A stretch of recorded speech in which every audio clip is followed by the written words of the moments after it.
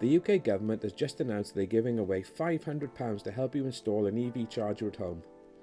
Sounds amazing, right? But before you go looking for an electrician, there's one massive catch.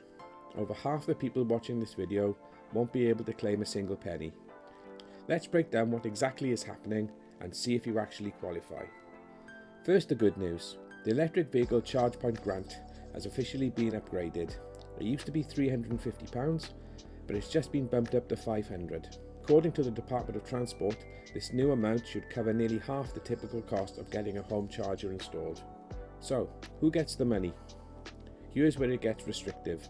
This grant is specifically designed for renters, flat owners, small business owners, and people without private driveways. If you are part of the 55 to 58% of UK households lucky enough to have a driveway or off-street parking, you are completely excluded from this scheme. Minister Keir Mather stated this is about making EVs affordable for everyone, not just those with driveways. It definitely stings if you have to foot the entire installation bill yourself. Now, if you do meet the criteria, you can't afford to wait. This new £500 limit kicks in on the 1st of April and will only be available for 12 months. The government has made it crystal clear. This is the final year for these grants, and there's absolutely zero plans to extend funding beyond spring 27. Use it or lose it forever.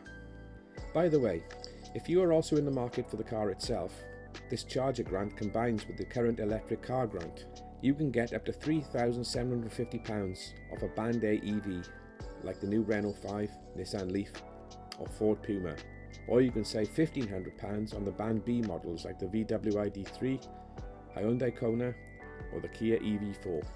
But even with the home charger grants, the industry knows that there's a bigger issue to tackle. Charge UK welcomed the £500 grant, but pointed out the harsh reality for those who have to rely on public chargers. Policy-driven costs are out of control. Since 2021, public charging stand-in charges alone have skyrocketed by a massive 462%. The industry is now heavily pushing the government to level out the VAT between domestic and public charging so the EV transition actually stays affordable for everyone.